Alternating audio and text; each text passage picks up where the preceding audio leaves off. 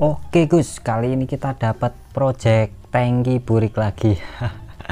Kita dapat tangki GL Pro, kondisinya kayak gini ya. Ini cukup burik. Duh, ini sepertinya agak bikin pusing kali ini Gus kerjaan kita. Nah, simak video ini sampai selesai ya, biar lebih jelas tentunya.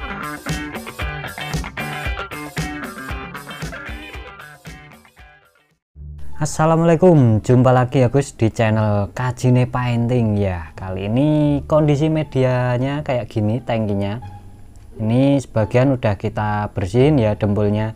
Jadi sedikit cerita, awal mula tangki ini masuk kondisinya udah dempulan, dan dempulannya ini didempul sendiri ya sama konsumen. Karena ceritanya dia penasaran pengen didempul sendiri, kemudian dia udah belanja cat aerosol mau digarap sendiri, ternyata di tengah jalan dempulannya belum jadi, terasa berat, akhirnya menyerah di tengah jalan. Aduh, mohon maaf ya, ownernya ini sedikit kita terangkan jadi biar para penonton itu memahami, terutama konsumen, bahwa kerjaan painting, ngecat, dempul kayak gini emang bisa dibilang nggak semudah yang kita bayangin ya. Kalau penasaran ya dicoba, kalau menyerah ya kayak gini contohnya. Nah, oke, kita lanjut. Ini media udah kita bersihin, dempul udah kita kerok total, kemudian kita amplas. Amplas yang kita pakai ini pakai yang kain, gridnya bisa 240 atau 180. Ininya permukaan kita bikin kasar, kemudian kita olesi degreaser agar kondisi media ini steril ya Gus ya. Nah, fungsi dari degreaser ini cukup penting banget, jadi lebih mendapatkan efisiensi waktu Gus dibandingkan kita membersihkan dengan memakai air dan sabun. Tentunya proses pengeringannya cukup memakan waktu lebih lama. Jadi kita gunakan degreaser untuk opsi lebih menghemat waktunya. Tentunya ya sedikit mengeluarkan biaya lagi ya untuk beli degreasernya, tapi demi efisiensi waktu saya rasa ya nggak masalah, masih oke-oke aja Gus. Seperti ini. Oke, kali ini kita lanjut racek epoksinya Gus. Di sini kita pakai epoksi filler grey dari Niken. Nah, banyak ya dari teman-teman masih bertanya apakah epoksi jenis filler bisa untuk media plat besi atau aluminium. Nah, menurut saya epoksi filler itu bisa kita pakai dengan hardener yang kuning itu ya, lebih dikenal dengan epoksi NC, selama secara substratnya dia bisa menempel dengan baik ke panel yang terbuat dari besi maupun aluminium. Jadi ya kita harus bisa memilih mana epoksi NC yang daya rekatnya dan daya tutupnya itu bagus ya ketika kita aplikasikan di media-media tersebut. Nah, rasionya 41 1,5. Untuk thinner di sini kita pakai thinner super ya, atau thinner ND eceran. Jadi thinner non PU. Banyak ya jenisnya, ada super, ND maupun HG. Intinya thinner non PU. Dan di sini akan kita lihat hasilnya jika memakai thinner jenis ini. Kira-kira seperti apa nanti hasilnya? Ya, kita lanjut lagi nih Gus. Kali ini kita masuk ke ruang penyemprotan. Ruang penyemprotan ala kadarnya. Ala kaki limaan. Nah, di sini untuk spray gun masih tetap saya pakai Awarita F3 nozzle 10. Untuk setelannya di sini kita buka los ya, pol. Istilahnya kekiniannya itu full wide open. Jadi pattern kita buka pol, jarum juga kita buka pol karena rasionya agak cukup kental. Dengan nozzle sekecil ini ya kita main los-losan aja Gus. Untuk anginnya main feeling, karena kita sengaja nggak pakai manometer, jadi kita setel ya menyesuaikan feeling disertai desisan suara angin. Karena feeling itu tetap ya, meskipun kita udah terbiasa tanpa manometer, tetap harus kita uji dan kita asah terus.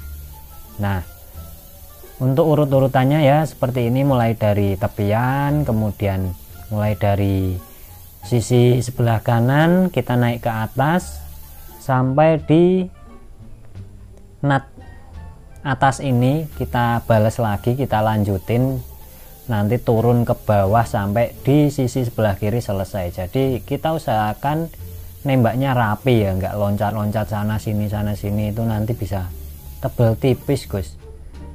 Nah, untuk teman-teman yang belum bisa nembak rapi berurutan, ayo mulai sekarang kita perbaiki cara nembaknya. Ini nanti keuntungannya banyak banget Gus kalau kita bisa nembak dengan cara serapi mungkin. Nah, setelah itu kita jeda 5 menit saja sudah cukup ya. Di sini nanti kita akan lihat ketika kita pakai thinner non PU untuk epoksi jenis NC ini, hasilnya itu seperti apa. Karena banyak dari teman-teman masih yang tanya, Bang, kalau epoksi NC pakai thinner jenis ini bisa nggak, pakai thinner jenis ini bisa nggak?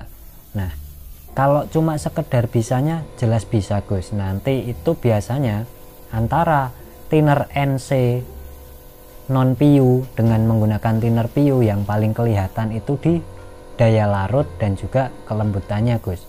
Kalau pertanyaannya bisa nggak, jelas pasti bisa ya. Cuma ya pemilihan thinner biasanya kita kembali menyesuaikan ke budget dari konsumen. Kalau saya sendiri tidak memaksakan teman-teman harus pakai thinner jenis PU, thinner kemasan, thinner sebagus mungkin. Kembali menyesuaikan tarif dari konsumen. Semisal kok tarifnya terbilang murah, ya kita menyesuaikan thinner yang kita pakai. Namun tetap pemilihan bahan pasti ada konsekuensinya Gus. Kembali ke teman-teman lagi, untuk aplikasinya bisa nggak kita pakai one visit? Kalau saya untuk epoksi tidak harus ya pakai one visit, karena kita di sini butuh bill filmnya, kita dapetin yang berdaging namun tetap rata ke semua media. Karena untuk epoksi sendiri beda ya dengan clear yang memiliki masa flow time atau masa lumer Gus. Dan setelah kelar hasilnya seperti ini. Nah, untuk teman-teman yang sering tanya berapa lama pengeringan epoksi, kalau saya pribadi untuk epoksi jenis NC kayak gini, misalkan sore ini kita nembak, kemudian kita inepin semalam, besok pagi kita jemur, usahakan bisa kejemur dulu ya untuk pengeringannya biar lebih maksimal. Nah, itu sekitar 4 jam atau 5 jam kalau bisa kita jemur. Nah, sorenya baru mulai saya amplas Gus. Nah, seperti ini. Kalau misalkan nggak ada panas gimana? Ya kalau saya tambahin lagi waktu nginepnya, jadi bisa 2 malam nginepnya, karena epoksi ini masih dasar ya, awal kita mulai pengecatan ini benar-benar harus kita maksimalkan pengeringannya. Kalau saya seperti itu Gus. Dan kembali ke topik utama, hasilnya seperti ini. Jika kita pakai thinner non PU, tentunya tekstur untuk jeruan ini masih terasa ya, atau masih terlihat ya. Kemudian tingkat kelembutan atau daya larut yang berpengaruh ke kelembutan ya maksimalnya seperti ini. Ketika kita menggunakan thinner non PU, apalagi eceran, kualitasnya kita nggak tahu seperti apa, jadi masih ada terkadang bintik-bintik seperti ini. Ini sebetulnya nggak masalah ya, mungkin apakah dia ini sejenis overspray-nya atau gimana, intinya banyak bintik-bintik kecil. Nah, solusinya gimana? Ya nanti tinggal kita amplas aja, beres Gus. Bisa kita amplas pakai grade 400, kalau masih terlihat kasar kita balas lagi pakai grade 500 atau 600, biasanya udah beres.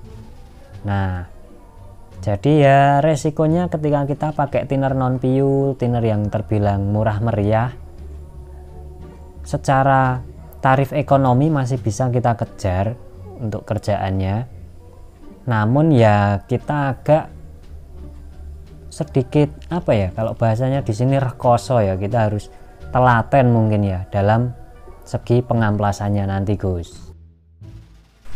Dan kurang lebih penjelasannya seperti itu. Jika teman-teman ada yang masih belum jelas, silahkan tanyakan di kolom komentar, dan mohon maaf jika belum terjawab, mungkin notifnya telat masuk. Bisa juga teman-teman DM ke Instagram saya, silahkan, kita welcome di sini.